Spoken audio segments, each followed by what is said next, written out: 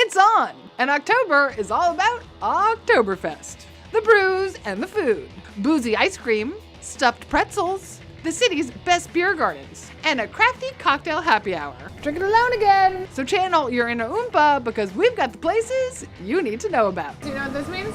Stai attento! Stai attento! Beware of the Sicilian and Calabrese. Mommy, when New York starts right now.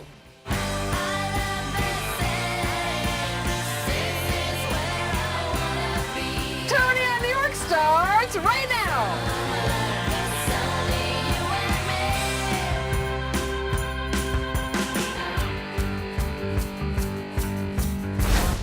Believe it or not, Oktoberfest began as a wedding celebration. In 1810, Bavarian Crown Prince Ludwig married Princess Teresa, and all of the citizens were invited to the celebration. And at the time, it did not include what immediately comes to mind, beer. Since then, the festivities have grown to include horse races, games, rides, music, and eventually the brew. Beer gardens date back to the early 19th century in Bavaria as a practical extension of German breweries. You see, back then, brewers stored their beer barrels in cellars where it slowly fermented. To keep the cellars cool and shady during the summer, brewers covered the ground with loose gravel and planted chestnut trees. So when the King of Bavaria granted brewers the right to sell their beer on the spot, the beer garden, as we know and love it, was born. And while these days more than 6 million people attend the celebration in Munich, making it the biggest beer festival in the world, doesn't mean you can't get your Oktoberfest on right here in New York. If you are looking for a party, here are our top 3 choices of beer gardens in no particular order. Italy's La Birreria is their rooftop restaurant and microbrewery that offers the craft beer and food under the stars and skyline. Don't worry about the weather. The retractable roof and heaters allow the place to stay open all year round, rain, shine, or snow. Each season, La Birreria hosts a different pop-up restaurant with a different cultural phenomenon imported from Italia. So if it's that Eurofeel you're after, this is it. If you're looking for the hipster set tucked under the trestles of the High Line in the Meatpacking District, the Standard Beer Garden is a bustling, street-level beer garden serving traditional German fare from Chef Kurt Gudenbrunner. Open air in the summer, glassed and closed in the winter, you can soak up the suds with sausages, pretzels, beer, and ping pong all year long. Want to skip the line? Special seating allows you to pour your own beer from 3 different taps built right into the table and your own personal server.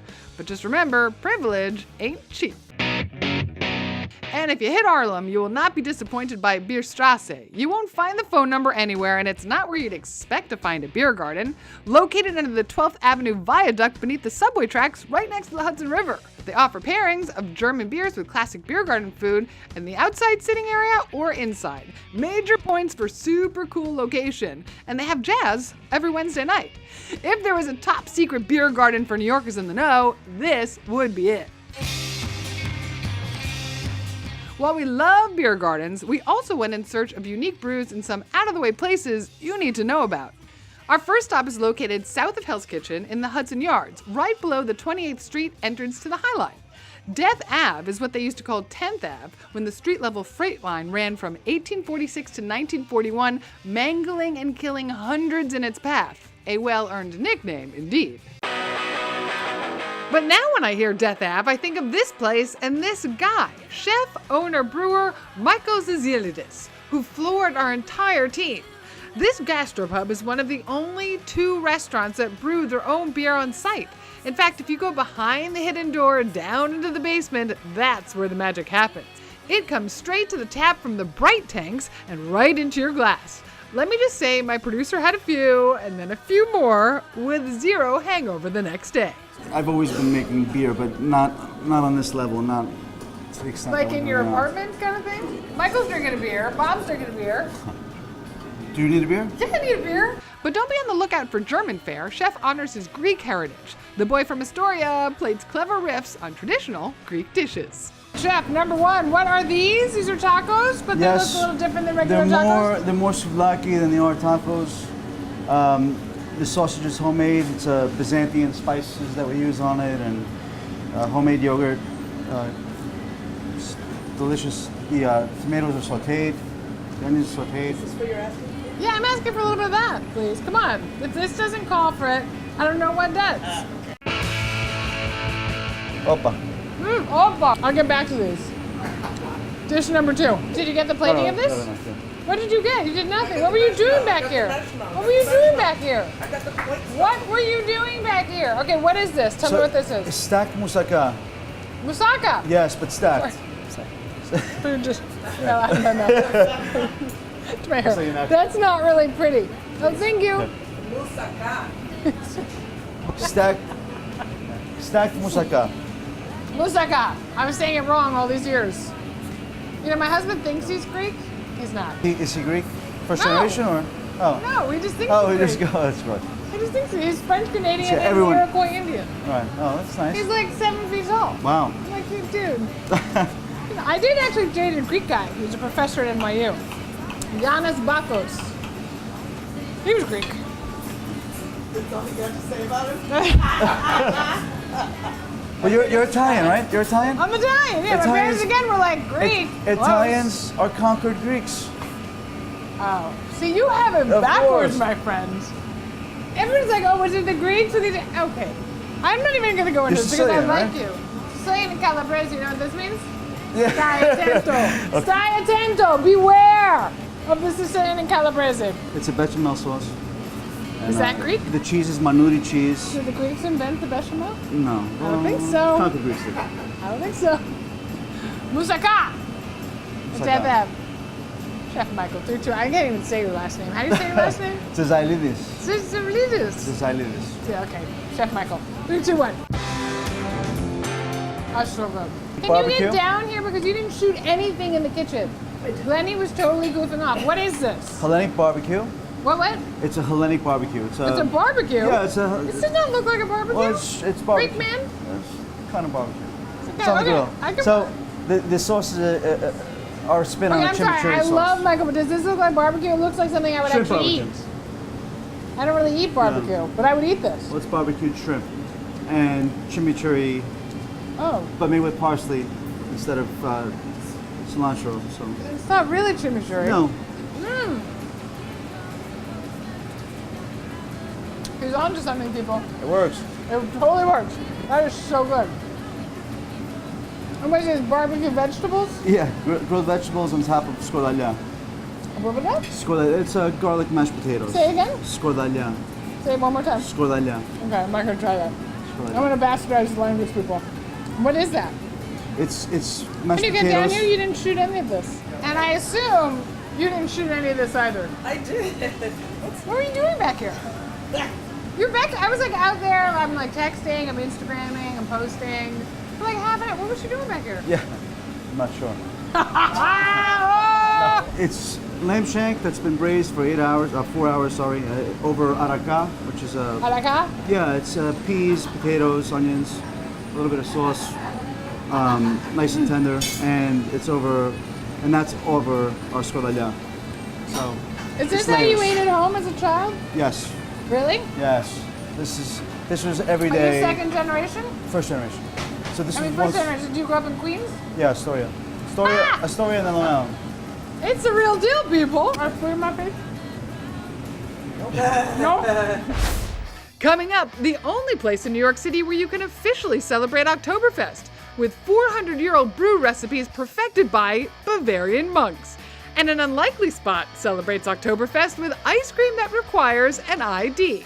Plus, love wine but think you don't love beer? Well, we're about to change all of that.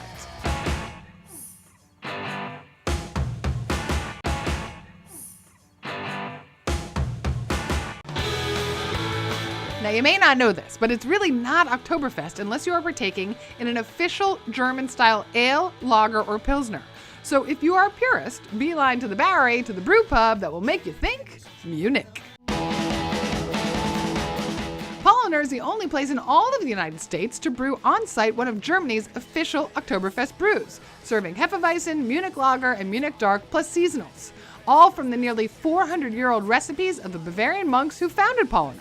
The enormous 4,500 square foot space is as close as you will get to the real thing without a passport and costly airfare.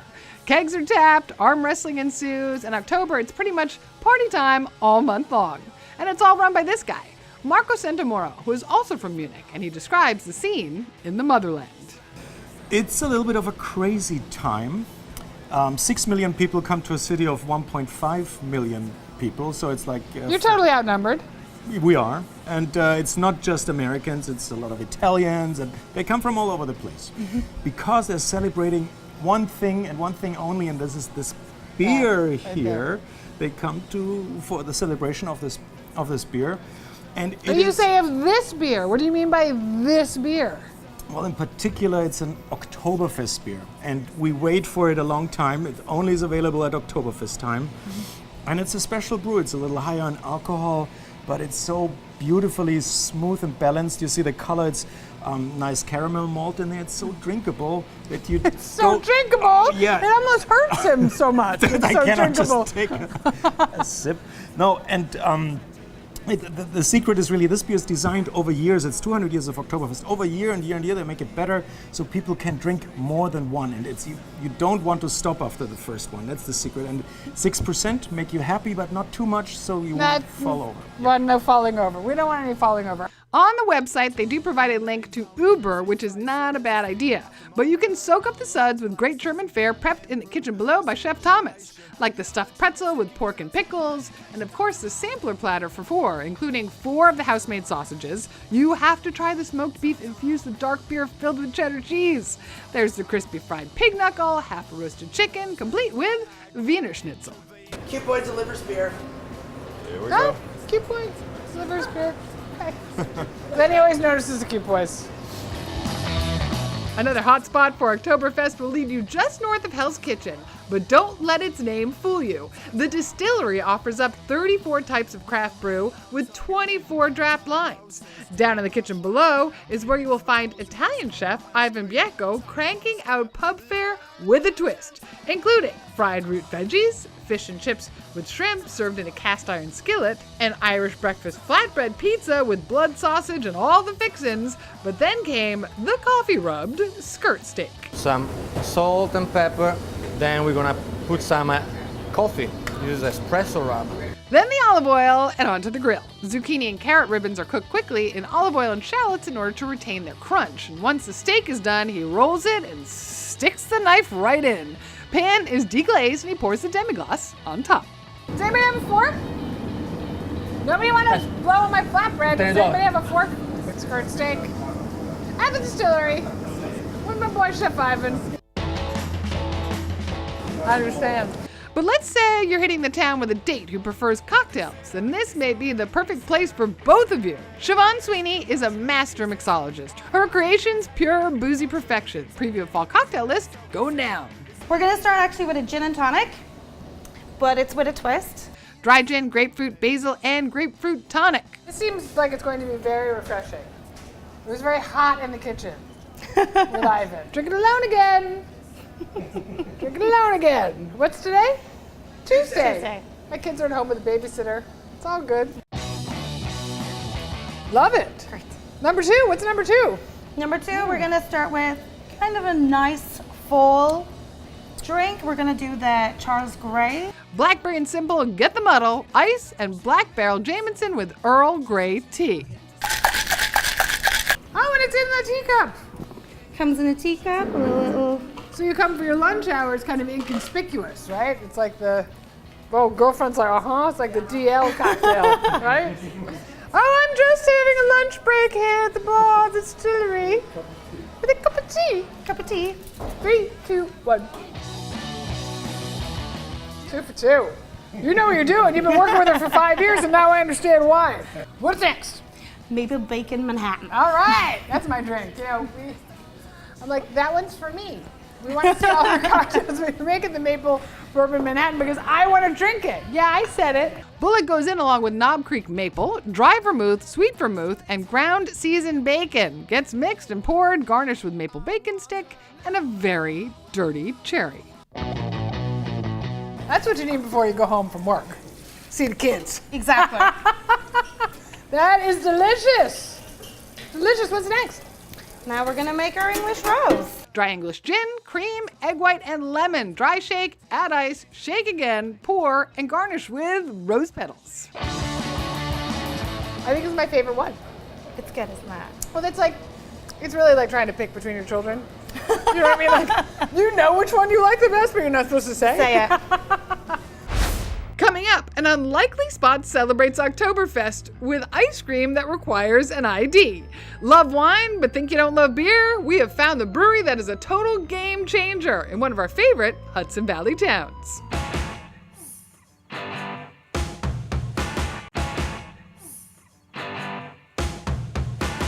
Now, we've discovered an unlikely spot celebrating Oktoberfest. We all know the city has no shortage of Instagram-friendly ice cream shops, but at Tipsy Scoop, they're actually infusing ice cream with booze. And in honor of the Bavarian festivities, they've created this, the Brew Ice Cream Sandwich. The pretzel buns, courtesy of Bronx Baking Company, and on the inside, vanilla Pilsner ice cream and chocolate stout, with a bunch of photo-worthy toppings. Ice cream has run in Melissa Tabb's family since the 1800s, when her Italian relatives brought gelato carts to Scotland. Here in New York City, trying to perfect her at-home ice cream, she added booze to soften the texture, and voila! After a bunch of trial and error, a business was born. But be ready to hand over your ID because these scoops contain 5% alcohol per volume. The boozy flights are really popular, so it's based off what you'd get at like a distillery or a brewery, Yeah. so you can try a lot of our different flavors. Raspberry limoncello sorbet, chocolate stout and salty pretzel, strawberry rhubarb bourbon, and vanilla pilsner. Oh, poor me. That's your dark chocolate whiskey salted caramel. Oh, Glennie.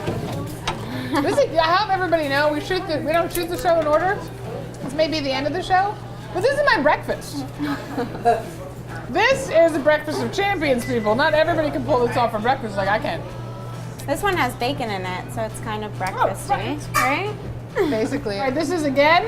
Talk to This me. is maple bacon bourbon. Maple bacon bourbon. And this is in our boozy brunch sundae. You've combined Cinnamon like roll. happy hour with breakfast with dessert. Yeah, so you can have boozy ice cream for any meal of the day. Any basically. meal of the day. 3, 2, 1.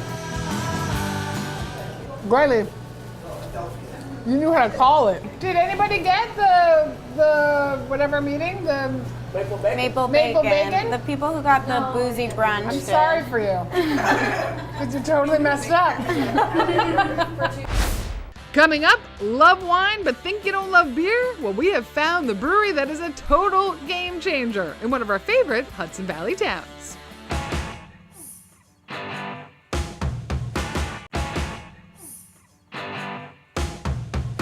While Munich may be the capital when it comes to Oktoberfest, the Hudson Valley could be the East Coast capital of the craft brew scene.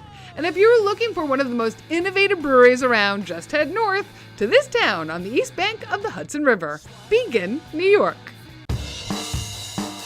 We first met John Anthony Gargiulo when we covered the first stop that put Beacon on the map, The Hop on Main Street. And while that is sadly long gone, his idea to create a truly unique brewery was always part of his plan. Located in perhaps the last abandoned factory building in Beacon is where he realized his dream. Set back from the road, it isn't easy to find, and John Anthony says he likes it that way. Those in search will be rewarded upon arrival because what is going on behind these corks is truly innovative.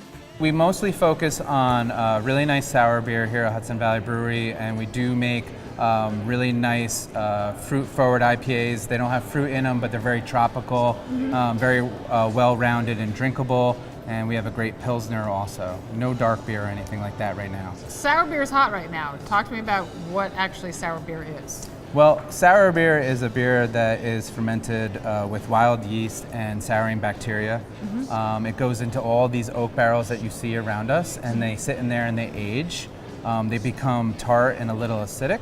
And what we do is we take all that sour beer, we blend it back into using different barrels, maybe some fresh beer, and we make these concoctions with it. Bob should have a beer while we're doing this. You're standing right by all the taps. Because Bob without a beer at a brewery is just, it's wrong. Sad. It's sad. It's ugly and sad. Yeah. All right, so what's the first one? This is called Valley Beer. This is a beer we're very proud of. This is what we call an old Saison. It's a beer that's aged in oak barrels for about 8 months. It's very light, bright, and tart. One of the tasting notes where a lot of people giggle on is that it tastes like attic close. That's not a good selling point. Yeah, but it's got that little bit of a funk, you put beer in a barrel for 8 months, it's gonna get a little old. A little funky. Well, I Yeah. like funky cheese. I probably like funky beer. Here goes nothing, people. It's light, it's bright, it's refreshing. And it's got the funk. Yeah. That's good. So this is... This is Echo Sender. Okay, This what's is that? a really fun sour beer. Again, this is a beer that's aged in oak barrels for a while and then we blend it back in. But this beer we conditioned with strawberries, hibiscus, and lemongrass. Ooh. It's very jammy, almost like a breakfast strawberry jam. In beer form. Yeah. Called Memory Level. This is a blend between sour beer and IPA. We really like this style. Not a lot of people are doing it. It's so good.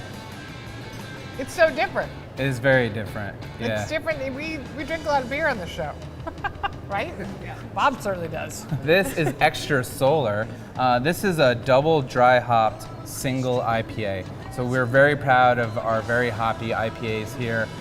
There's a different flavor to this beer. We like to say that it's kind of tropical in nature. You get a lot of pineapple, a lot of grapefruit flavor from this. We enjoy making this beer and I think people really enjoy drinking it. Well, I'll be the judge of that. They're also good. Congratulations. Thank well you. deserved. Thank you so much. Well deserved. All right, so what do you think? I love it. So good, right? Hey. For all the info on the show, just follow us on Instagram, Facebook, and Twitter. And while you're there, be sure to let us know where you want to see the show. We take all your tips and your safety very seriously, so always remember to buckle up and assign a designated driver as you traverse the tri-state. And we'll see you next time on Tony Off. Feeling